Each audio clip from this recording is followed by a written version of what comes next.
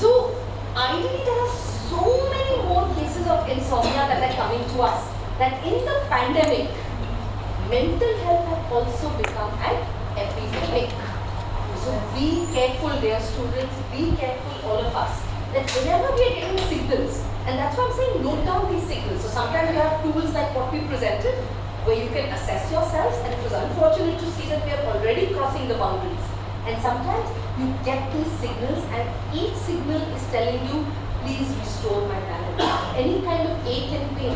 A lot of aches and pains may be physical, but a lot more is psychosomatic. A lot of pain in the front part, in the frontal cortex, front part of your brain, is related to some conflict. Some conflict that we're going through, some problem for which we're not getting a solution. Pain at the back of the head, temporal lobe, is related to past emotional baggages that we don't leave. A lot of ENT concerns are related to a lack of expression or too much expression. A lot of upper spine concerns.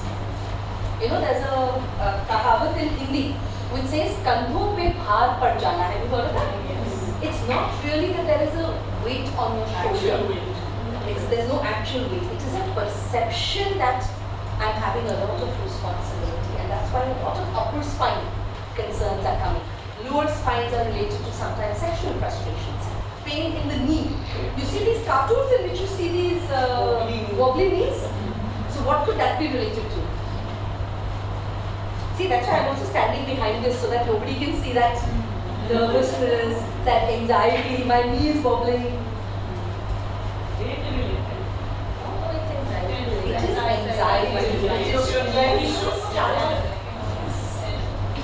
So a lot of your aches and pains are psychosomatic, so don't ignore them. Like we were talking about heaviness in the head, check where it is. Yahan hai, yahan hai, yahan hai. Each area has a different signal to you. A lot of times you go for presentations, and when you go for presentations, you're given podiums like this, so that our nervousness is covered in. A lot of age regress arthritis is happening. So one needs to take these signals very sensitively. Easy fatigability. There's a whole course, a new disorder which is called CFS. What is CFS?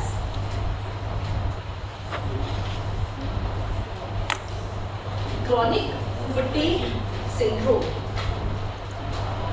In which, how do you know you are going through chronic fatigue syndrome?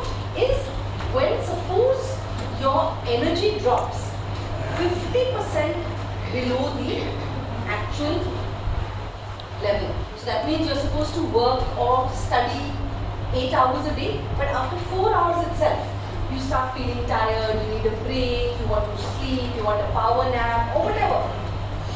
That is an indication that maybe I'm going through CFS.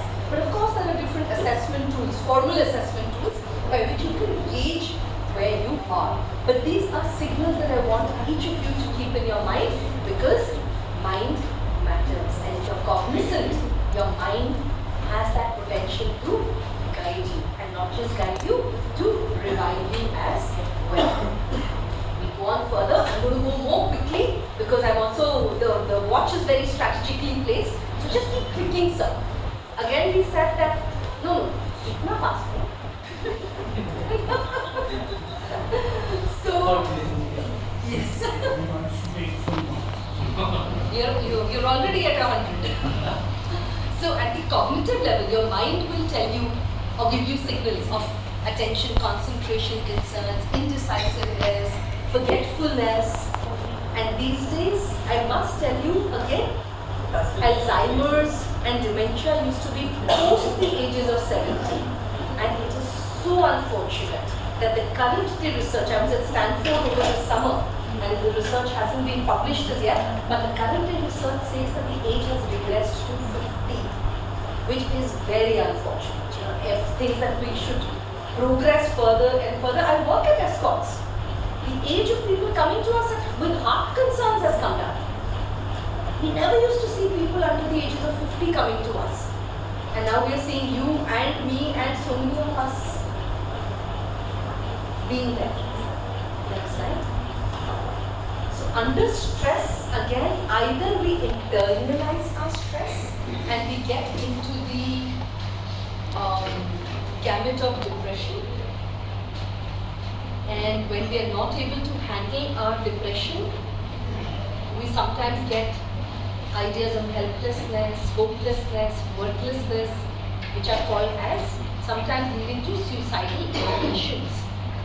And we have in the last few months than ever before given so much suicide prevention support to students. We go to many universities, like one of the universities that we provide mental health support to are these medical institutions like AIIMS and Maulana Azhar, where there's a lot of pressure on the students. And I'm sure that you've all been aware of the number of succumbing to pressure and stress that the students have gone through. But we need to be strong.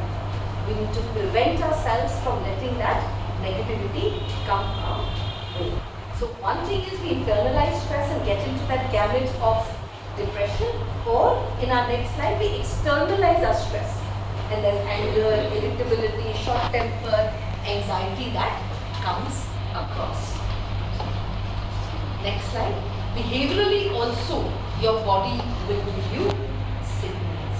So be aware of what your body, your mind and your emotions are telling you, and be in a position to then say that this is what I have outlined and this is what I'm going to do for each of these concerns that are coming our way.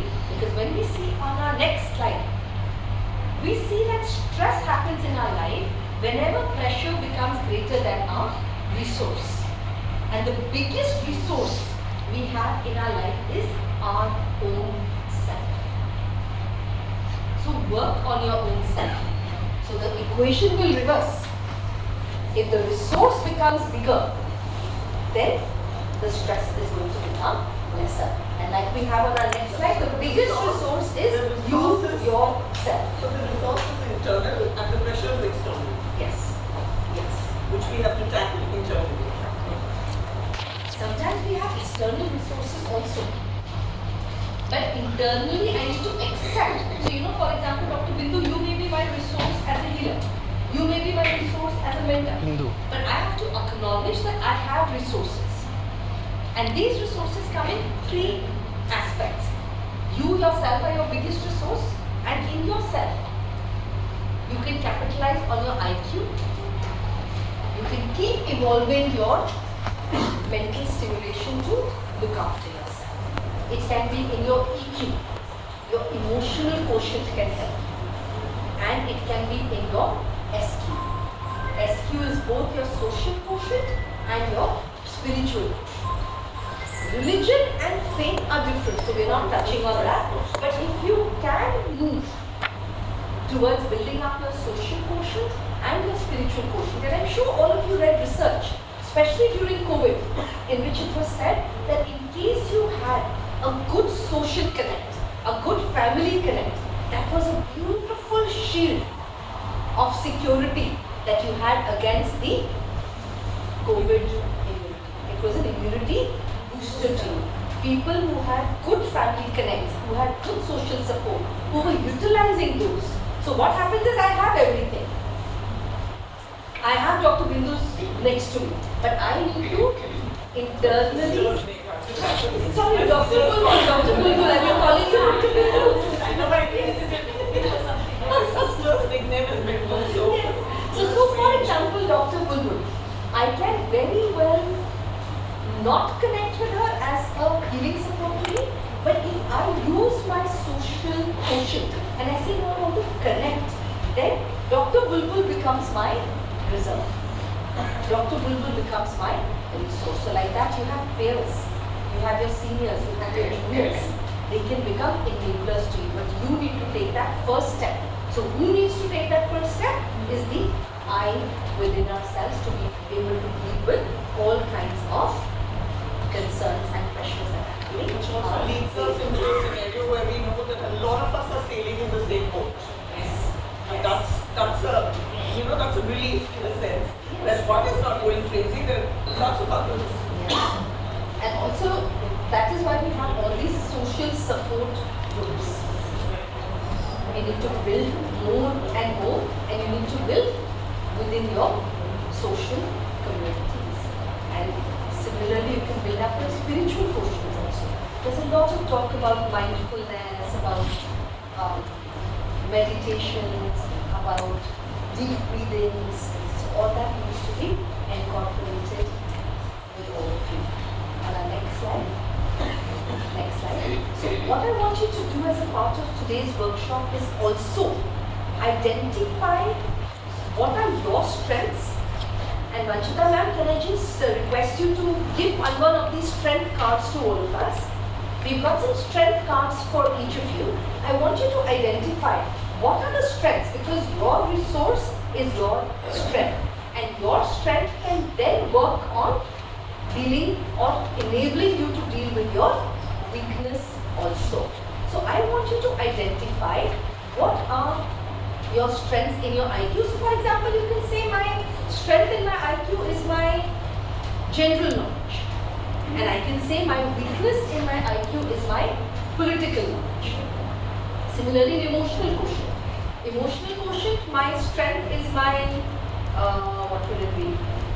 My patience, my tolerance, and my area of improvement is my anxiety. It could be anything, I mean, pertinent to what you feel.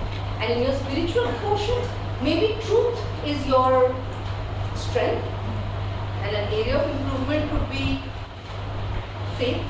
You have to identify for your own self, but it is very important for you to identify, because that is again the next step to knowing what to do. So the first thing we did in the workshop today is to assess where am I as far as my level of stress is concerned.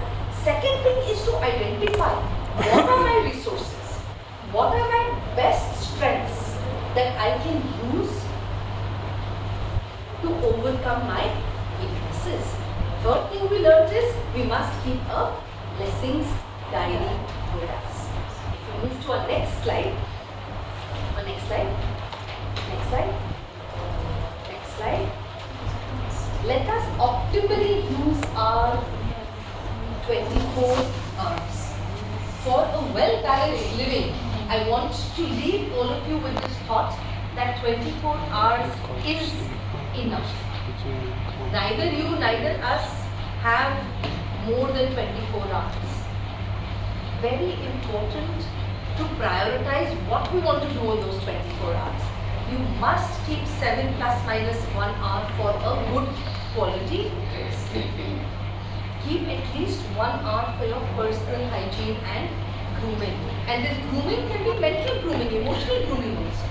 Keep at least 1 hour for your meals. Sometimes I cut across the Gurgaon and the Noida sector to conduct workshops early in the morning, and you see all these cabs. You know, with people sitting inside of them going to their places of work.